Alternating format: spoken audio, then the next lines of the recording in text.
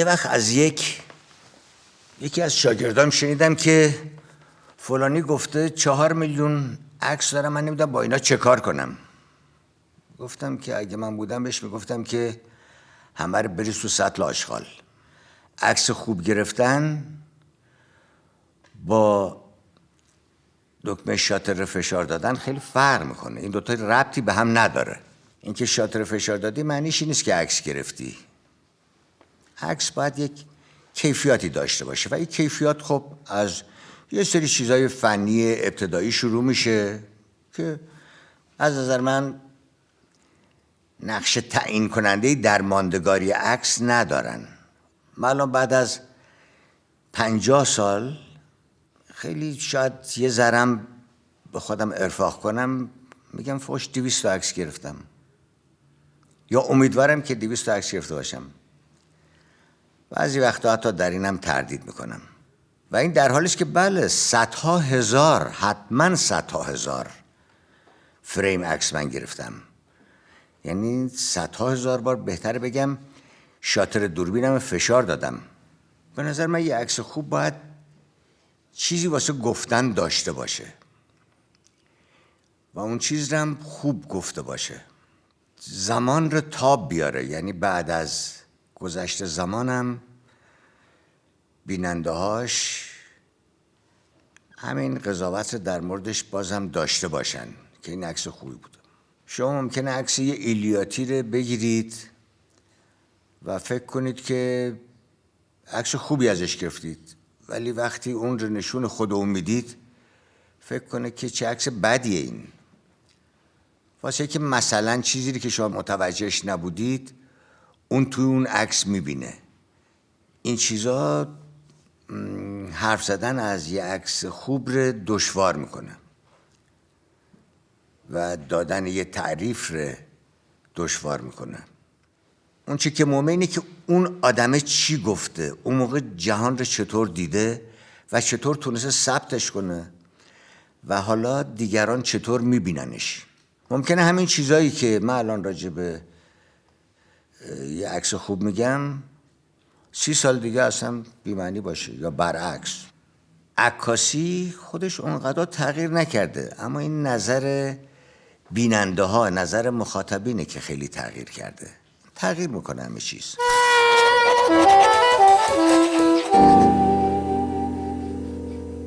یکی از چیزایی که عکاسا باید بدونن تفاوتی است که بین دیدن با چشماشون هست و دیدن از دریچه به اصطلاح چشم دوربین. اینا با هم یه تفاوتایی دارن. اولینش این که مثلا دوربین با یک چشم موضوع رو نگاه میکنه، در حالی که دید آدم استریوسکوپیکه، یعنی با 2 چشم نگاه میکنه، از 2 جهت این رو میبینه. منتها این واقعیت سه‌بعدی وقتی تبدیل به عکس میشه، یعنی در واقع ما به یک واقعیت 2 بعدی تبدیلش کردیم. ترکیب بندی توی عکاسی هم مربوط میشه به خود ماهیت موضوعی که میخواید ازش عکاسی کنید و نگاه شما به اون موضوع. مثلا وقتی شما میخواید فعالیت انسانی رو نشون بدید، قاطعاً بایستی فرمایی رو تو عکستون داشته باشید که این حرکت رو، این فعالیت رو به بیننده منتقل کنه. فرض کنید مثلا خرمنکوبیه. شما اگر به تمامی عناصری که تو این عکس هست دقت کنید، میبینید که اینا دارن کار میکنن. شما اونجا خودتون ناظر به اصطلاح صحنه نیستید، اما این که یک کسی این 4 شاخه رو یه طوری گرفته، اون آدمی که اون چوب رو اونطور بالا گرفته، این اسبا که از این ور دارن میان، این بچه‌ای که اینجا وایساده بعد یه چیز دیگه دستشه، اینا همه اون حرکت رو یا اون تحرک رو در عکس به بیننده منتقل میکنه. برعکس این، یعنی برخلاف این عکس، یه عکس توی یه همچین عکسی ما اون سکون رو میبینیم. یعنی این خطوط افقی و این مربع‌ها و مستطیل‌هایی که توی عکس هست، اینا رو که نگاه می‌کنی اینا همشون فرم‌های ایستایی هستن. شما نمیتونی مثلا یه همچین عکسی رو بگیری بعد انتظار اینو داشته باشی که بیننده احساس کنه اینجا یه چیزای حرکاتی اتفاق داره میفته. نه، اینجا فقط اون چیزی که القا میشه سکونه، واسه که فرم‌هایی که داری اون سکون رو القا میکنه، برخلاف عکس قبلی. همه اینا نور، ترکیب بندی، انتخاب زاویه مناسب، نمیدونم رنگ، اینا همشون ابزارهاییه که عکاس ازشون واسه انتقال اون چی که در ذهنش داره استفاده میکنه.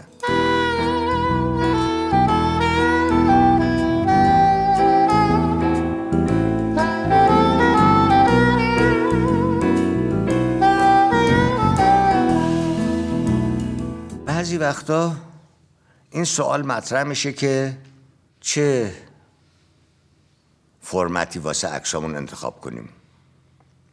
عکسمون رو افقی بگیریم، عمودی بگیریم، یه عکس پانورامیک بگیریم از موضوعمون. اینا رو همش خود موضوع و البته نگاه عکاس تعیین میکنه. مثلا میگم شما اگه میخواید دارید از ساختمون‌های مرتفعی عکاسی میکنید، خب قاطعا باید عکس عمودی از اون ساختمون‌ها بگیرید. یعنی خود انتخاب یه همچی کادری به الغای بلندی اون ساختمانی که دارید از عکاسی میکنید کمک میکنه. یا مثلا وقتی میخواید یک سکونی رو یا آرامشی رو مثلا در عکستون به بیننده منتقل کنید یا القا کنید، خب مثلا یه عکس کشیده یا افقی این رو به بیننده انتقال میده. بعضی وقتا عکس‌های پانورامیک جواب میده.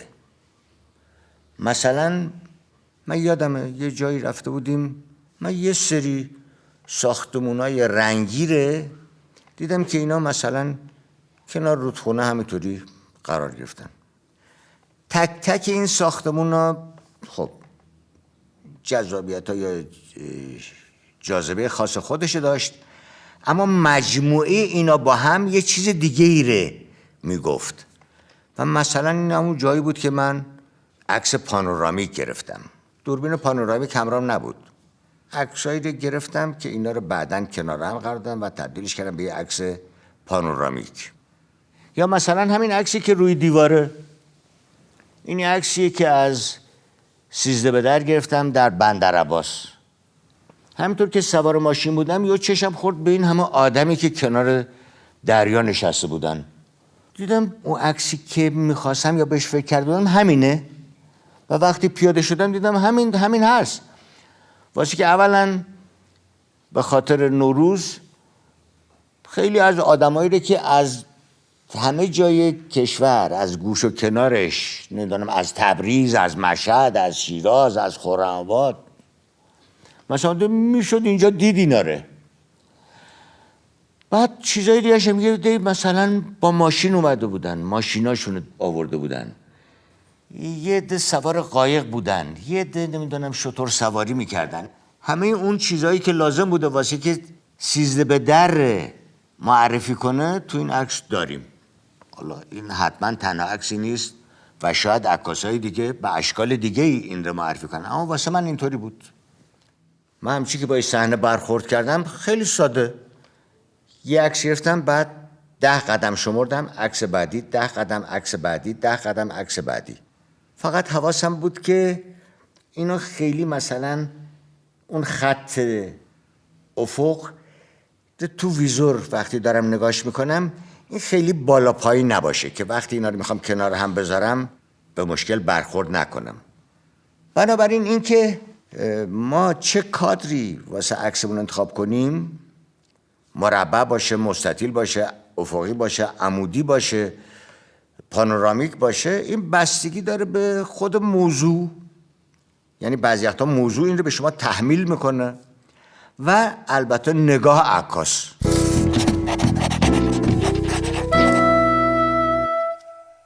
رعایت ایجاز بستگی به خیلی چیزا داره. یکی این که شما به یه سطحی از دانش و توانایی در انتقال اون رسیده باشید که بتونید اون چیزی که میخواید بیان کنید خیلی موجز بگید. اما بعضی وقتا آدم ها واقعا اونطوری نمیتونن چیزا رو خلاصه کنن، با اون یه شکل دیگه ای، اونطور که خودشون دلشون میخواد میگن. مثلا این عکس به نظر من عکس ماندگاریه. اینو من خیلی پیش گرفتم، چند دهه پیشی عکسی گرفتم، ولی هنوزم که نگاهش میکنم میبینم این فشرده، خلاصه و چکیده یه موقعیتیه در یه جای از جهان. خیلی موجز، خیلی مختصر یه چیز توصیف کرده. توی بیابون، وسط یه بیابون، یه دونه چادر، یه دونه اینجا دارن زندگی میکنن. چه زندگی دارن میکنن؟ این از چه طریقی امرار معاش میکنن؟ ما یه گوسفند نه خیلی واضح اما کما بیش جلوی چادر دیده میشه. قاطعاً از طریق دامداری زندگیشونو میگذرونن. اما این بیابون همش وقتی نگاهش میکنی پر از فقط خس و خاشاکه، در واقع یک خلنگزاریه و اینا اینجا دارن زندگی میکنن. این عکس به نظر من میمونه.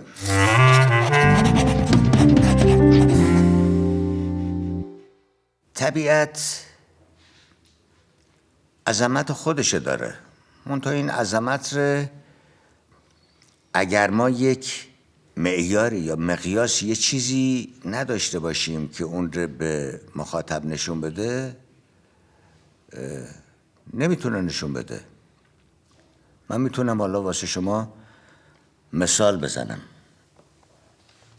حالا امیدوارم بازم بتونم این عکس سریع پیدا کنم. مثلا شما این عکس رو نگاه کنید. این عکس من در جنوب گرفتم، نزدیک ساحل دریا، توی روستای کوچیکی به اسم زیارت.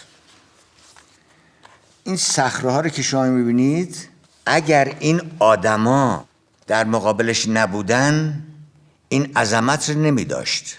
بودن این آدما در عکسی که میگه این صخره‌ها ارتفاعشون چقدره.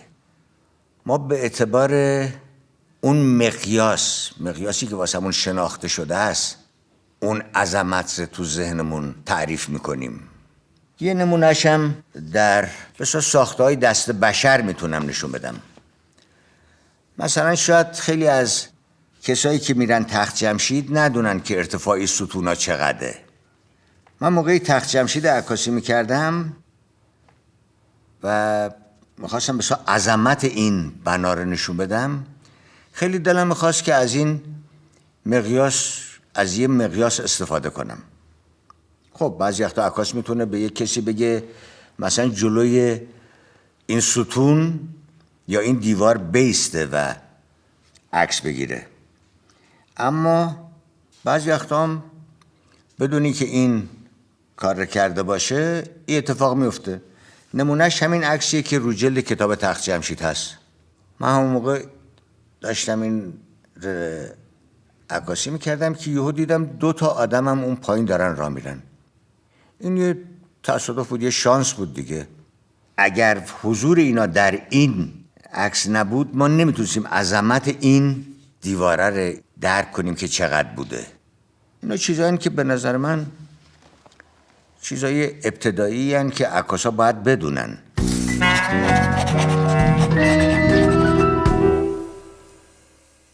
همین الان که من دارم این حرفا رو میزنم، مثلا میگم عکسایی هست که فرض کن عکاسای آمریکایی در دهه 30 موقعی که اون بحران معروف اقتصادی شروع شد، از زندگی آدما در مناطق روستایی یا شهرها اینا گرفته بودن.